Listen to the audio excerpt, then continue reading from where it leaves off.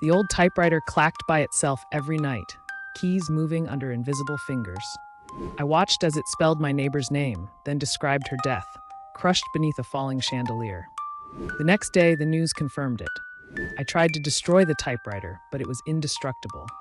One night, it typed my name. My hands trembled as I read, "He suffocates, strangled by unseen cords." Suddenly, the room went cold. Something wrapped tightly around my throat. My last vision was the typewriter, already typing its next victim's fate.